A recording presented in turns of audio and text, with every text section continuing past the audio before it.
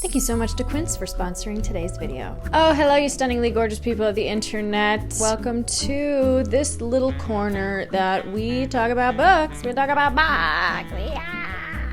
Yeah. Oh, whoa. What a change. My demeanor, so different. Huh? What's going on? That's what we're going to talk about today. I feel a little bubbling undercurrent of change coursing through me, and I don't think I'm alone in that sentiment. I've been talking to a lot of my friends, and a lot of them are saying, I feel different. Something's weird. Something is evolving in me, and I feel the same exact way. And I want to talk about some books that made me feel that way. I had to put them down. After I finished them, they radically changed me. I had to step away from the vehicle and assess the mental damage. These aren't really damaging, but I really just needed to have, like a moment. So maybe these radically changed me. Maybe these fundamentally changed me. Maybe these just left a long-lasting impression. So let's talk about the books that gave me a little shift, a little shiftaroo. I will say transparently, the reason that this video idea came about was because I am currently listening to the audiobook of My Dark Vanessa. No. Listen, I hate that book cover. I think that's a horrible book cover. I really don't like that at all. And for the longest time, I didn't want to read it because I hate that book cover. I think that's, I really don't like that at all. But I remember when this book first came out, so many people said this was unbelievable. The Goodreads rating of it is really high still, and there's over 100,000 reviews of it. So I thought, you know what? Maybe I should just put all of my own judgment aside and give this book a little test. And so I saw that it was available on Libby, and so I ordered it. I got it for free from the library, and I've been listening to it, and holy shit. This is a book about a young girl recalling abuse that she endures under a much older male teacher. It goes between 2007, when she was 15 years old when the abuse started, and it goes fast forwards to 2017 when he's basically exposed for the abuse that he made a bunch of girls endure. That's just putting a blanket over what's happening in this. I think what is so arresting about this book, for me personally, is just how much you can see the framework of somebody's mind when they're put into that situation. I'm really impressed at how a 15-year-old is written both as a mature human and the most immature person in the room. And I'm not saying that in a negative connotation. I'm saying that as somebody who quite literally was a 15-year-old girl, thinking that you're so mature and so in control of a situation when you really have no idea how the exterior world works outside of your bedroom or your parents' house or the guidance of adults that are supposed to be positive influences in your life. I haven't finished it yet, but I am just kind of in a daze walking around my house thinking about everything that's going on, and I've never felt so irate towards a person in a book. And it's a lot of analyzing how these relationships have been kind of glamorized in a lot of popular culture, and it's really, really good, and I didn't expect to like it. So I'm radically shifted both by what is going on in this novel and also by the way that I'm looking at books. I shouldn't be judging books by their cover, and I also shouldn't be judging popular books. I'm getting a lot out of this, and I'm happy that I put that judgy part of me aside. Okay? And you know, if you've been on this channel before, you know that I am also radically shifting the way that I dress. And that is why I'm so happy to be partnering with Quint on today's video. Quint is your one-stop destination for high-quality essentials across clothing, home goods, and accessories, all at some of the most affordable prices. Quint's idea is to bring all of these high-end essentials. Everything is in one place. You can even get Theraguns on there, which is awesome. They cut out the middleman and work directly with the manufacturer so that you know you are getting the best price. The shirt that I'm wearing right now is from Quint. If you were like, what is that shirt? That's where it's from. This is the 100% organic cotton poplin crop sleeve shirt, and I am pairing it right now with Ultra Stretch Ponte Maxi Pencil Skirt. Let me tell you, the stretch on this thing is immaculate. I feel like I could pair this with something tight, something loose, and I feel like I am still maintaining that desirable silhouette. Also, the star of the show, okay, it's linen season. It's linen season. I have the 100% European linen pants that I find are so comfortable to wear with the 100% European linen long sleeve shirt. I imagine wearing this on vacation. the vacation that I'm dreaming of taking, and that is why I'm so happy that they also have the Italian triangle bikini top and Italian high leg bikini bottom. And you know it wouldn't be a me video if I wasn't talking about a heel. I have the Italian leather and eco knit heeled mule, which I have been wearing. I'm actually wearing them right now. You know a shoe is so comfortable when you're wearing it when you just don't have to. Thank you so much again to Quint for sponsoring today's video. Elevate your essentials by going to the link in my bio for free shipping on your order and 365 days of returns. I assure you, you will 1000% find something. Trust me on this. For amazing prices, you won't regret. So let's talk about a couple more books that radically changed this little noggin. I can't go a whole video without talking about John Steinbeck, so why not bring him up right now? Let's rip it off like a band-aid, but it's not going to be East of Eden, which is my favorite book by him. I'm going to be talking about Grapes of Wrath. The reason that I put this on here is not only because it has one of the most surprising endings in all of literature. I had to have a full-blown talk down after this book ended with my friend. We were in the theater. We were seeing that movie together with Dave Franco. Bad movie. Sorry if you liked it. It was a bad movie. But the only illuminating and exciting moment of that night was talking about the ending of Grapes of Wrath. I had never read this. This is a book that a lot of American high schools teach. My high school, so far behind. I never read it, so I read it as an adult. And I think that that is what made this such a radically moving book. If you don't know what this is about, this is during the Dust Bowl. A massive family is forced to relocate from Oklahoma to California with the promise that they will be able to thrive and live a new and enduring life. Obviously, that is not what happens. This is touching on relocation within the United States, replacing people with machinery, and the Dust Bowl, just the strife that so many people were up against during that time. And I think this book really just holds so much weight today. So many of these themes can be traced to everything that we're experiencing right now. I think you'll be able to see so much in this. I read this for my book club, and I asked people from different countries if they saw parallels between anything that happened within their country in history. And so many people said, yeah, like, I'm from here. This reminded me of this event. This will have a long-lasting impact on whoever you are and wherever you're from. This is just such a great story. Such a great story. And that ending, honey.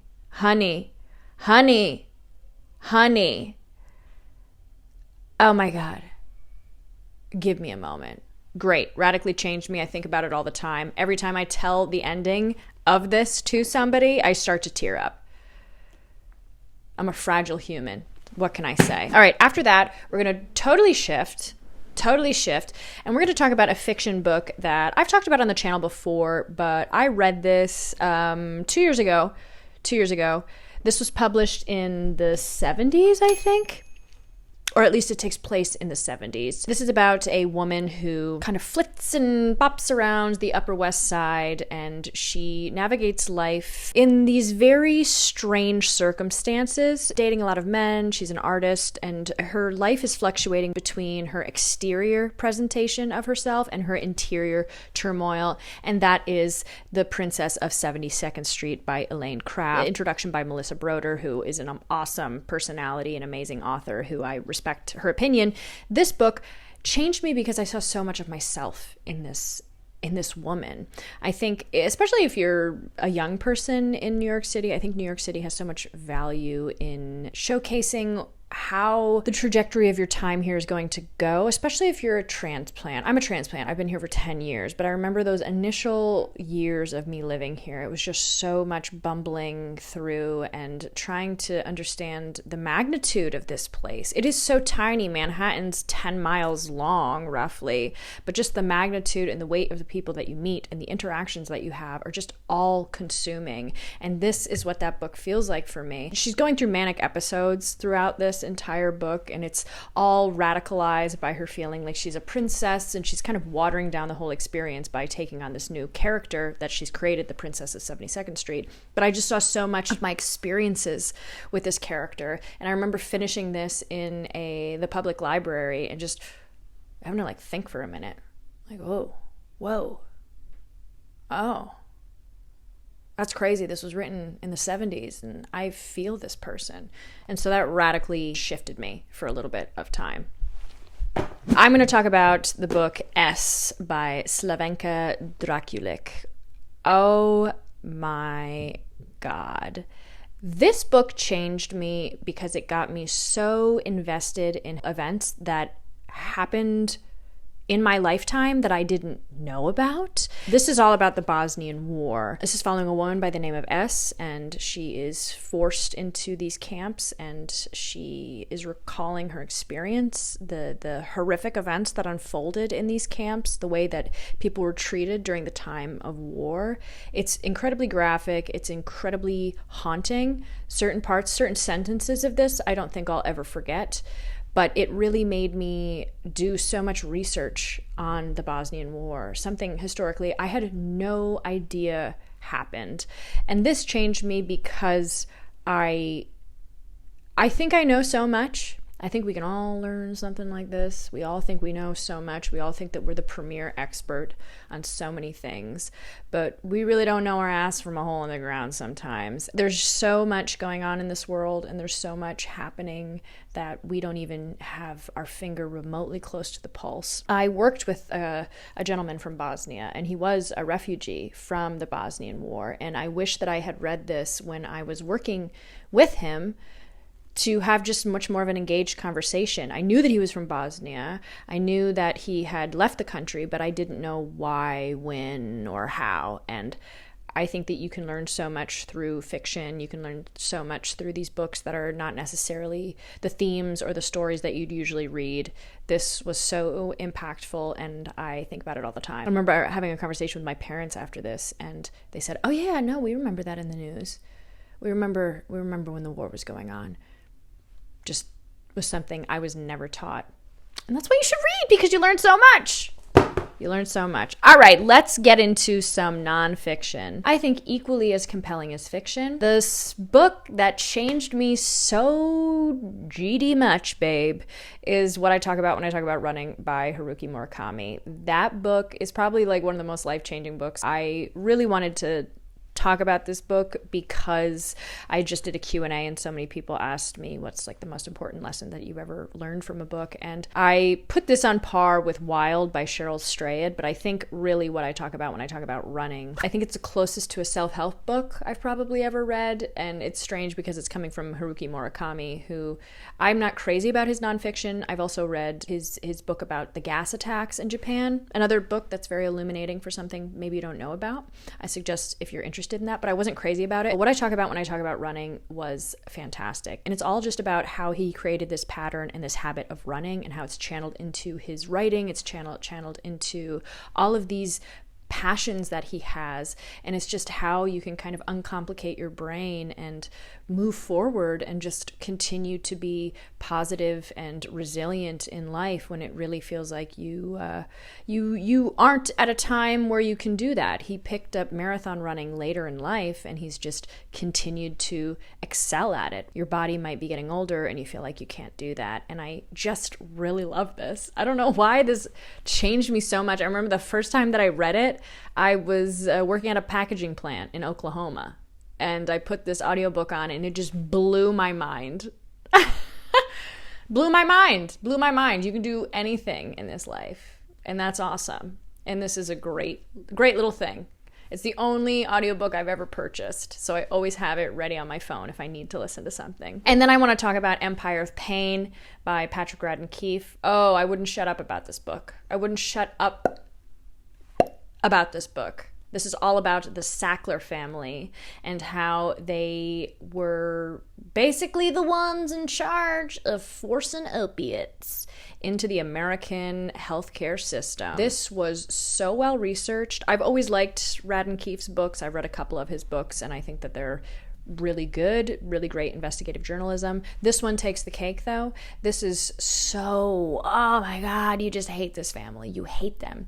And it really highlights where greed can take you. Something may start out as a positive thing. I don't think that the patriarch of the Sackler family was necessarily a bad person. I think he wanted his family to excel, but it just shows you where that greed can compound and really thrive. And usually it's in the darkest, worst places of the world, and it's addicting people, and the deaths don't matter when you have to pay for a penthouse. I loved this, and it's amazing. It's really just showing the fallacy of a lot of these American institutions that are put out to help us, but really sometimes they're not. Awesome book. Really, really awesome. And I think if you're interested in any of these great American dynasties, it's worth checking out. I'm very fascinated by the opioid crisis in the United States. I think it's an incredibly sad thing, and it's interesting to know where it came from,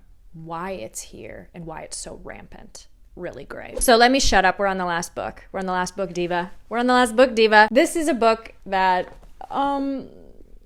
this is a fun book. I feel like a lot of these are a little depressing. A little.